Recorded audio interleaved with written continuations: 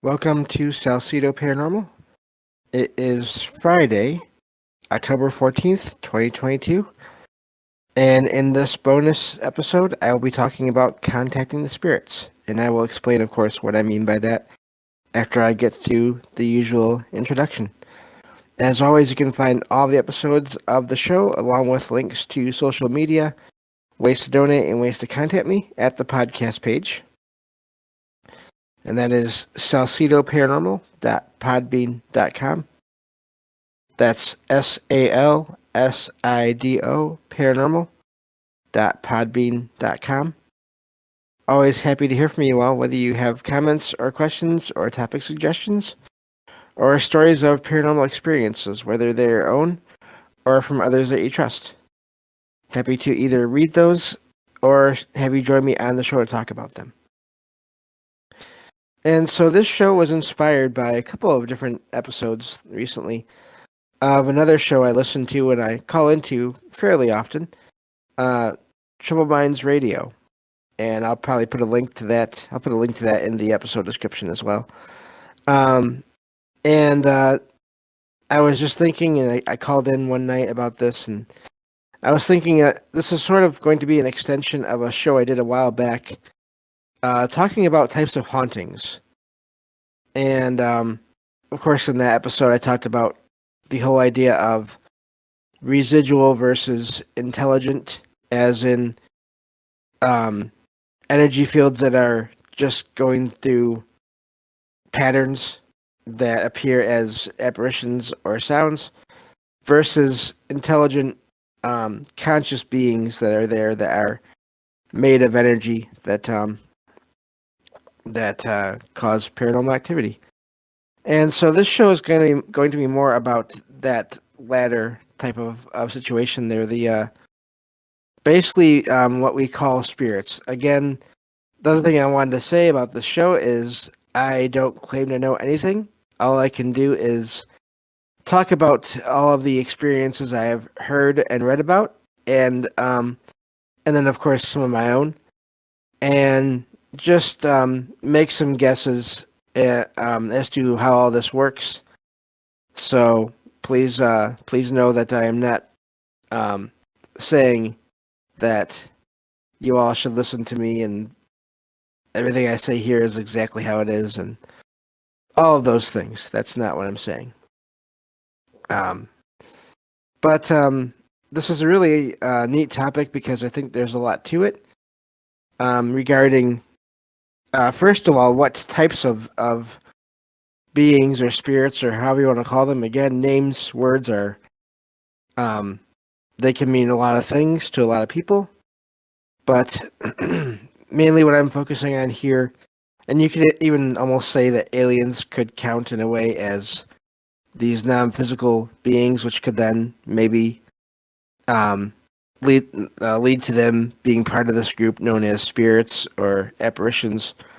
But I'm not going to focus so much on the alien aspect. We did a show, Derek, the Night Stalker, and I did a show a while back on contact with aliens and how that might work. And that was a very, very fun show. I definitely suggest you all go back to that. It went for an hour and a half, which is an amazing thing because normally I don't do those shows that are quite that long anymore. But in this case, like I said, we're going to talk, I think, mainly about cases of paranormal activity in locations and communicating with whoever might be causing this activity. And I think in order to do that, we have to talk about maybe the types of beings that are causing this activity. And I think in some cases it can be human spirits, whether they're passed on from the past and they're still bound to a certain location, or I also think in many cases spirits don't stay in a location because they have to, or even because they think they have to. I think I'll just say I think the idea of an afterlife, um, one version of it may be in some cases the home or another location that means a lot to a person, and their version of a perfect existence after they have passed, after their physical body, after they left their body for good. It may actually be a location where sometimes, due to various circumstances, other people that either work or live in this location, they may encounter each other. Um, so I think that's one type of situation there. I also think there are probably other beings that are, they could be called spirits that maybe have never been um, human, and they can be anywhere on that spectrum of good or bad. I think that also situations can lead to maybe uh, um, a false sense of whether or not you're dealing with a positive or a negative um, being, and whether it's because of fear. I think fear can often lead to um, a lot of misunderstandings, and um, so that when people, especially people that maybe have not had any experiences, if they see things moving across a room or see a figure in the location that appears and then disappears, that um, I definitely can understand why people would be afraid. I was afraid my first few experiences, and I didn't automatically, I don't think, jump to it.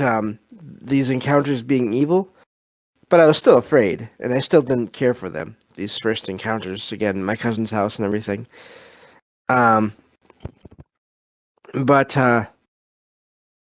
so besides that, that's one way I think that sometimes there can be misinterpretations of what's going on.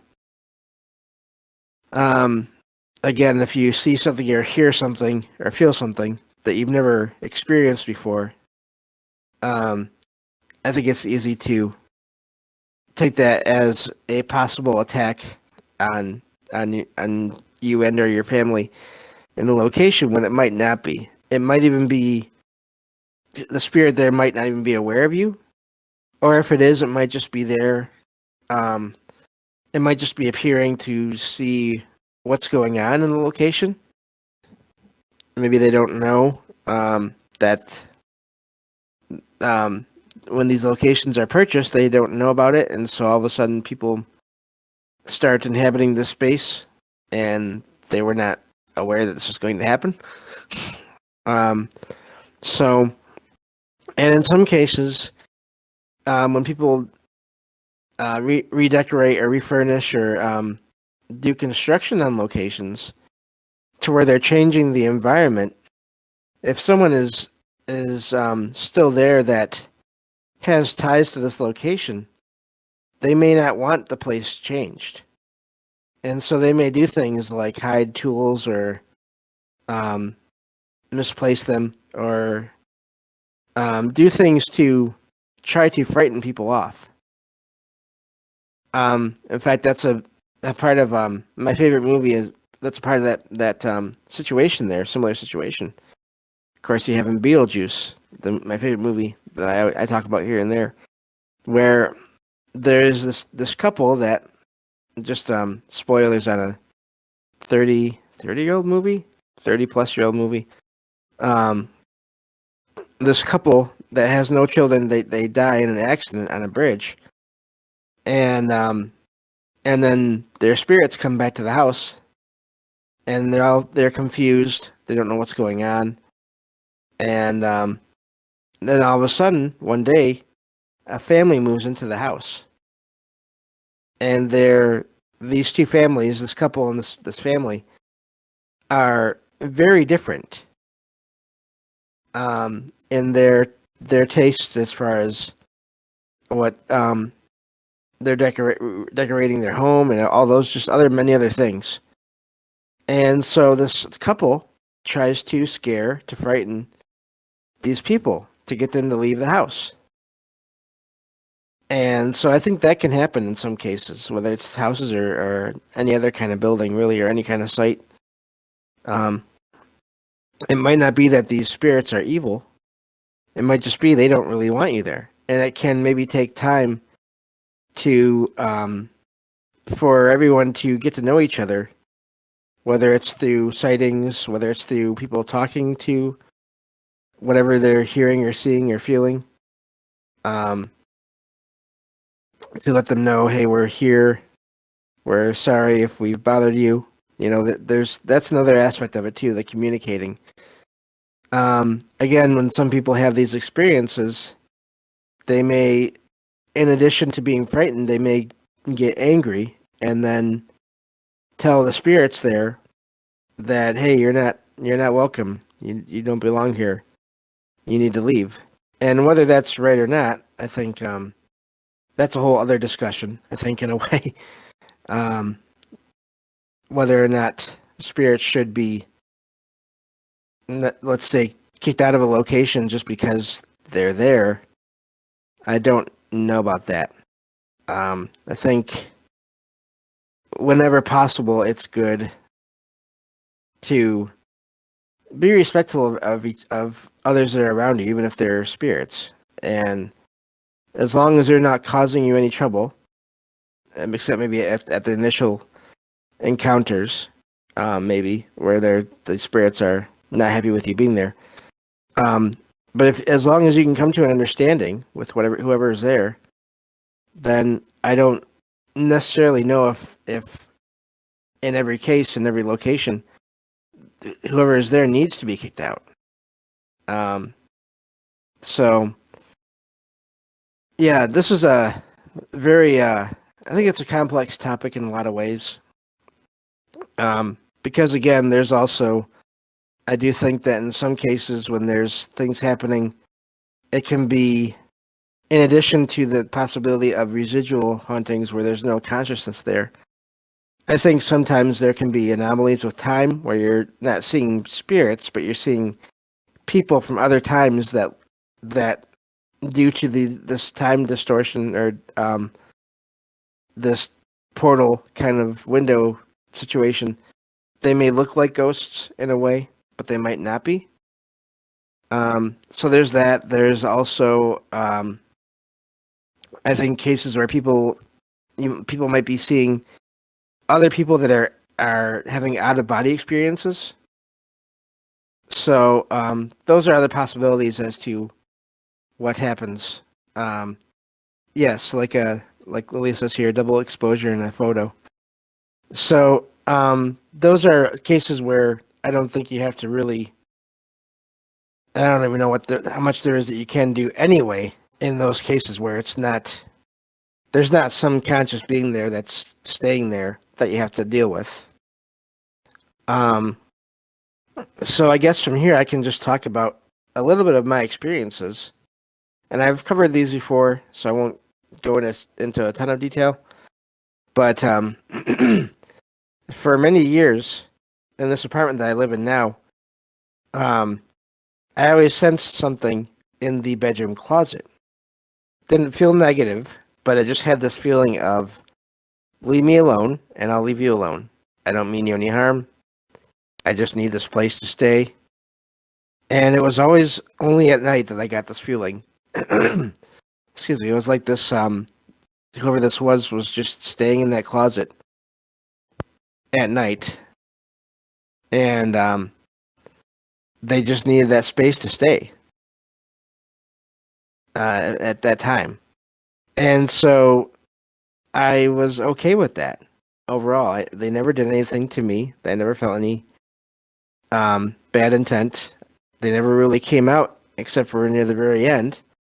And I'll get to that in a moment. But so what I would do is whenever many years ago, I just decided to use that room for storage, and I relocated. I kind of turned my bedroom or my living room into my bedroom kind of situation because it's not a huge apartment anyway. And so I use that room for storage. So whenever I go in there at night, before I entered the room, I would open the door, or even before I open the door, and I would just say, "Hi, I'm just going to be in here for a second while I either put this whatever object is, put this thing away, or get something out of here, and I'll be out." And never had any problems. Um, and then a few years ago, a couple nights in a row, while I was listening to paranormal type shows, podcasts, um, I noticed a shadow figure come out from the hallway and stop near the entrance to the kitchen. Of course, I had all my lights off. I'm legally blind and light sensitive, so I don't keep my lights on around here. And I saw this figure. There was still some light from outside and everything. So, and it was just a person-shaped blur, but I couldn't. There were no distinguishable arms and legs, anything like that. It was just the shadow of the height of a person. And it did that a couple nights, and it would come out, and then it would go back in the room. And I figured out after that what I think it was doing, or they were doing, was saying goodbye. Because after those nights, I never sensed it in the room again. And I still haven't sensed it to this day. So for whatever reason, whoever this was just needed a space to be in at night for some years. And then eventually they got to the point where they didn't need that space anymore, so they left. And so I really think that it is possible in some cases to share spaces with other beings, with other spirits, other entities, as long as they're not causing you any harm on a regular basis. I think accidents can happen, where maybe they don't mean to make physical contact, but somehow through some kind of energy transfer or whatever the situation may be, you feel them when they go by you, or they bump into you, or you bump into them, or they reach out and to actually try to touch you, but they're just wanting to get your attention for whatever reason. And then of course sometimes it may not work, and other times it may work and it may frighten people. And in some cases, especially, I think it's possible. Let's say this spirit doesn't have any experience with being in that state, and they're trying so hard to get someone's attention to help them, maybe, that when they're trying to touch them, somehow they leave a mark on that person's skin. Now, if that happens multiple times and there's scratches constantly, that's a different story. I think that shows some kind of negative intent, and that's a case where you don't want to be dealing with that. But if it's just one time, it may not be that they're actually attacking you. And I understand that people would go to the idea that I've been scratched. This is not good. I need to figure out what's going on here. And if it's someone, then they need to get out of here. And I don't blame them for that. But just looking at this from the other side, literally, possibly, it may be that they never intended to scratch you. It was just through the effort of even making contact, they were finally able to do it, but there was no control over how it happened. So, I'm just trying to figure out where else I want to go with this. I probably should have done an outline, but too late now. So, yeah, I think in a lot of cases there can be accidents and mistakes made by people and even the beings themselves in trying to communicate. But I think if you can try to keep in mind that it might be another person that you're dealing with, or multiple people that you're dealing with, and not think of it in the Hollywood horror kind of um, that kind of way where it all has to be bad because it's strange and unknown, and you can't see or hear these people or other beings regularly. Um, then I think it's just you have to take each case situation as it comes and deal with that as well as you can. I think it's always best to, just like people in general, it's always best to be respectful towards whoever might be there, at least as much as possible. And as long as they don't continually cause trouble or problems, then I think that's the best way to go. If they do continually cause trouble again, that might mean that there's their intention is negative, and you may have to figure out a way to kick them out, so to speak. Excuse me. And that's a whole other topic as well. I don't know how all that works. Not really. I've heard of different things such as sage, burning sage, placing salt around your home, crystals. I've said before I actually keep 2 crystals at the end of my bed by my head. And because for a little while back, I had this week where it was like every day I was getting terrible dreams. And it just didn't make sense to me. I felt like it was someone or something trying to influence me. And so I just had this idea this one day when I was getting tired of this, because it was making it even harder to sleep than necessary. And I don't always have the best luck sleeping to begin with. I just had this idea one day, well, you know what? I have these couple of crystals that are said to be really positive, and I'm just going to keep them by me. And it's worked. Every once in a great while, I'll still get a nightmare, but I think those are natural ones. I think they just happen to everyone here and there. So I'm okay with that if it's just once in a great while. And so I think there are different ways, different methods, either to get rid of or even to communicate with spirits. Now, again, that gets into the whole other category of should we even be doing that? And I think you always have to be careful because there are negative forces out there.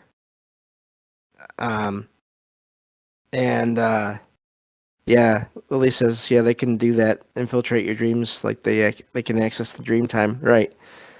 I do think there are negative forces out there that will try to trick people and confuse them. But I feel like just that fact alone, that shouldn't mean that we have to not try to communicate or reason with these unseen or unheard or unfelt forces. And I say that as in like these things that we can't always see or interact with at all times. I feel like if we just cut off that communication, that is also a loss in a way. Because then we're trying not to have any experiences. We're just shutting down when these things happen completely. And I think that can be, if it's that can be a problem as well. In some cases, and because some experiences can be very positive, and I've had some over the years, and I've heard other stories of people having them. That's why, for anyone that listens to this show, I don't focus on the super negative stories. if I did, I could do a show with those kind of stories every day, probably in addition to the shows I do regularly anyway. But because those kind of stories are out there, and I'm not saying at all that these forces aren't out there, these negative entities aren't out there. I just think that a lot of popular culture and Hollywood and media have tried to say that they're everywhere at all times. Every paranormal experience is because of a negative entity or a demon. In a lot of cases, that's the word that is used. And I don't agree with that. I can't agree with that. Um, I've had only 2 or 3 maybe negative experiences out of, oh my gosh, a good few dozen. And so I have a hard time with that view of things. But so yeah, there can be many types of beings out there, I think, and I think you have to be careful, of course, but also be respectful and compassionate when it seems like maybe there has been a misunderstanding, or um, you may have inadvertently, through making changes to the environment that a spirit lives in, or in some cases, if you're bringing your own, in some cases where people maybe are negative in their own way, and then they get responses. Um, I think there can be misunderstandings. Um, there are many different ways to make contact. I think again, yeah, spirit boards, Ouija boards, um, and there are other things. There's even technology now. There are many different methods you can use to try to communicate. The problem can be is unless you are somehow maybe getting a sense in your mind and in your heart as to who or what is there. If you're not getting any of that, but you're still getting responses, that might be an indication that that really just shows you have no idea who or what you're talking with. Um, Lily says here, when I used to play with the Ouija board, the spirit, I didn't mention its name at all because I didn't want to invite it back. Yeah, yes, and that's the thing. There is a full range of possibilities in the paranormal, and the negative is definitely in there. Um, so there are many objects. I think even in some cases, um, devices that are used for ghost hunting, as it's called, whether it's spirit boxes, which are the radio type devices where they're switching through or going through all the different frequencies, and maybe you'll hear words in between. Or now they have these computer devices basically that they use various signals or changes in the temperature or other factors in the environment to generate words that are supposedly coming from the spirits. I think those can be manipulated as well. So, but as I always say, and I think I'll just end with this here. I think the best thing to do is whenever you have an experience, during and after, um, try to get a sense of how you feel about it. Not just in terms of fear, because the fear is definitely valid, but in terms of any other feelings that you get. And if you don't feel bad at all, and if you continue to have these experiences, let's say in a location, and you still never feel bad, I would guess that whoever is there probably doesn't mean you harm. And then again, in some situations, it may not be that they mean you harm, but if things in their environment are being changed, or they don't care for the people that are for the people that are in this environment, they may do things to try to get you to leave and to communicate that they're not happy with things. So, um, so yeah, I guess that's really mostly what I have to say about this, at least as of right now. And again, these are all just my thoughts based on all the stories and experiences I've heard and read, and my own experiences as well. Um, Always happy to hear from you all with your feedback as to what you think of all this. And so, yeah, I think that takes care of tonight's episode. Thank you all for listening and for being here. If you're here for the live stream, and again, just for listening, if you do that through the podcast or YouTube feeds. So the next show will be on Sunday. Will be more true paranormal stories from the web. And I will talk to you then on the next episode of Salcedo Paranormal. Take care.